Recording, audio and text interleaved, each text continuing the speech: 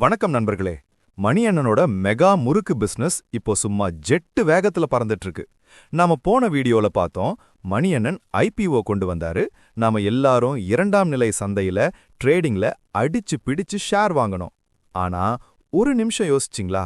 இந்த முறுக்கு கடை விளையாட்டு மைதானத்துல மணி அண்ணனும் நீங்களும் மட்டும் இல்லைங்க, இன்னும் சில சுவாரஸ்யமான, ரொம்ப ஆபத்தான, அதே சமயம் அதிகாரமிக்க கேரக்டர்கள் இந்த மைதானத்துல ஓடிட்டு இருக்காங்க. இவங்கள தெரியாம நீங்க ஷேர் மார்க்கெட்ல இறங்குனா முறுக்கு சுடுறதுக்கு முன்னாடியே கைய சுட்டுக்க வேண்டியதுதான்.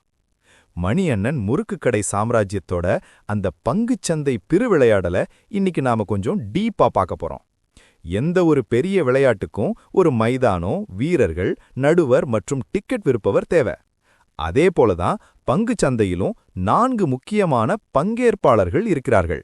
வாங்க அவங்க யார் யாருன்னு பாப்போம். முதல்ல மைதானத்தோட சின்ன மீன்கள். நம்ம ஊரு சத்யாவை எடுத்துக்கோங்க. ஒரு ஐடி கம்பெனில வேலை பார்க்கறாரு. மாசம் சம்பளம் வந்த உடனே ஒரு 5000 ரூபாய சேமிக்கணும்னு நினைக்கிறாரு. மணி அண்ணன் முறுக்கு கடையோட வளர்ச்சி அவருக்கு ரொம்ப பிடிச்சிருக்கு. அதனால ஒரு 2-3 ஷேரை வாங்கி போடுறாரு. இவரை போன்ற ஆட்களை தான் நாம் ரீட்டைல் இன்வெஸ்டர்ஸ் என்று சொல்கிறோம். உங்களைப் போன்ற, என்னை போன்ற தனிநபர்கள். 1 பங்கோ 10 பங்கோ வாங்குபவர்கள். இவர்களிடம் பெரிய அளவில் பணம் இருக்காது. மார்க்கெட்ல திடீரென ஒரு சின்ன சலசலப்பு, அதாவது முறுக்கு விலை குறையப் போகுதுன்னு ஒரு வதந்தி வந்தாலே சீக்கிரம் பயந்து போய் ஷேர்களை வித்து விடுவார்கள். ஆனா இவங்களுக்கு ஒரு பெரிய பலம் இருக்கு. அது எண்ணிக்கை. இந்தியாவுல கோடிக்கணக்கான சத்யாக்கள் இருக்கிறார்கள்.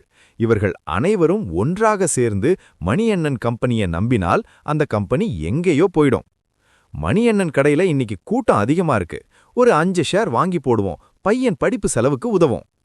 இப்போ சீன்ல ஒரு பெரிய மாஸ் என்ட்ரி நடக்குது. ஒரு வெள்ளை நிற ஆடி கார் வந்து மணி அண்ணன் ஃபேக்டரி முன்னாடி நிக்குது. அதிலிருந்து இறங்குறவங்க சாதாரண ஆளுங்க இல்ல. இவங்க தான் மார்க்கெட்டோட திமிங்கலங்கள். இவர்களைத்தான் இன்ஸ்டிடியூஷனல் இன்வெஸ்டர்ஸ் என்று அழைக்கிறோம்.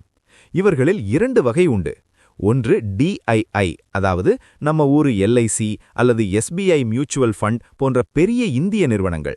மற்றொன்று எஃப்ஐஐ, அதாவது அமெரிக்கா, லண்டன் போன்ற வெளிநாடுகளிலிருந்து வந்து இந்திய மார்க்கெட்டில் பல 1000 கோடிகளை போடும் நிறுவனங்கள். இவங்க என்ன செய்வாங்க தெரியுமா?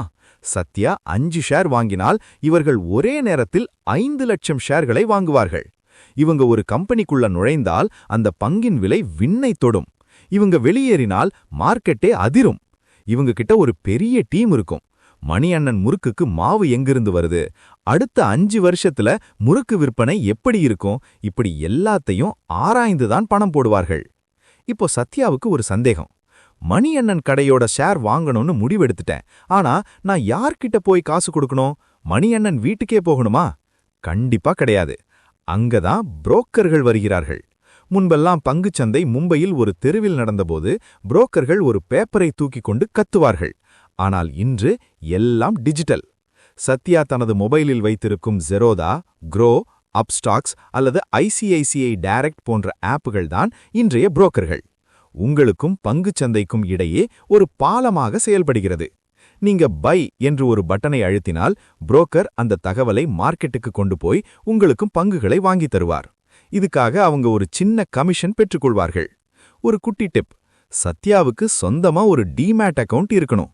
அது இந்த புரோக்கர்கள் மூலமா தான் கிடைக்கும். அது ஒரு பேங்க் லாக்கர் மாதிரி உங்க ஷேர்ஸ பத்திரமா பாதுகாக்கும். மைதானத்துல வீரர்கள் இருக்கிறாங்க, டிக்கெட் விற்பவர் இருக்காரு.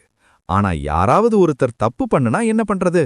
மணி அண்ணன் பொய் கணக்கு காட்டினால், அந்த பெரிய திமிங்கலங்கள் சேர்ந்து மார்க்கெட்டை தப்பா ஆட்டினால், அங்கதான் வராரு நம்ம சிங்கம், பங்குச்சந்தையின் கரார்வாதியார் செபி. செபியோட வேலை என்ன? பங்குச்சந்தையின் வாட்ச்மேன், ரெஃபரி, போலீஸ், இப்படி எது வேண்டுமானாலும் சொல்லலாம்.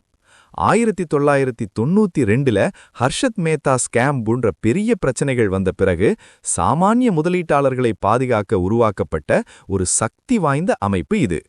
கம்பெனிகள் சரியான தகவலைத்தான் சொல்கிறார்களா என்று பார்ப்பது, யாராவது தில்லுமுள்ளு செய்தால் கோடி கணக்கில் அபராதம் அல்லது மார்க்கெட்டிலிருந்தே துரத்துவது, மற்றும் சத்யாவை போன்ற சிறிய முதலீட்டாளர்களின் பணம் திருடு போகாமல் பார்த்துக்கொள்வதுதான் இவர்களின் வேலை.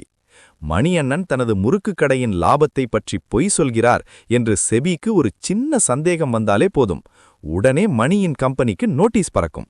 செபிய பார்த்தா மார்க்கெட்ல இருக்கிற எல்லா பெரிய ஆட்களுக்கும் ஒரு பயம் கலந்த மரியாதை உண்டு. இப்போ லைவா ஒரு டெமோ பாப்போம். ஒரு நாள் காலை 9:15 மணி. மார்க்கெட் ஓபன் ஆகுது.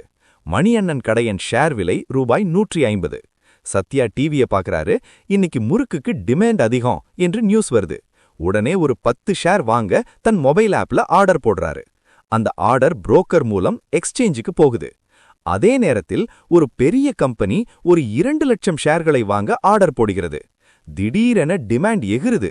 விலை ரூபாய் 155ஆக மாறுகிறது. அப்போ மார்க்கெட்ல யாரோ ஒருத்தர் தப்பான வதந்திய பரப்புறாங்க. மணியண்ணன் கடையில எலி ஓடுதுன்னு கிளப்பி விடுறாங்க. சத்யா பயந்து விற்க போறாரு. அப்போதான் செபி உள்ள வருது. அந்த வதந்தி தப்புன்னு கண்டுபிடிச்சு வதந்திய கிளப்புன ஆளுக்கு ஆப்பு வைக்குது. மார்க்கெட்டை நிலைப்படுத்துது. இப்படித்தான் இந்த 4 பேரும் சேர்ந்து ஒரு உயிருள்ள துடிப்புள்ள சந்தையை நடத்துகிறார்கள். சோ நண்பர்களே, மணியண்ணன் முறுக்கு கடை வெற்றிகரமாக ஓட இந்த 4 பேரும் அவசியம். ஆனா நீங்க முதலீடு செய்யும்போது சில விஷயங்களை நினைவில் வைத்துக் கொள்ளுங்கள். பெரிய கம்பெனிகள் எதை வாங்குகிறார்கள் என்று பார்த்து ஓடாதீர்கள். அவர்களுக்கு தாங்கும் சக்தி அதிகம், உங்களுக்கு குறைவு. யாருடைய ஆப் எளிமையாக இருக்கிறது, யார் குறைவான கமிஷன் வாங்குகிறார்கள் என்று பார்த்து நல்ல புரோக்கரை தேர்ந்தெடுங்கள்.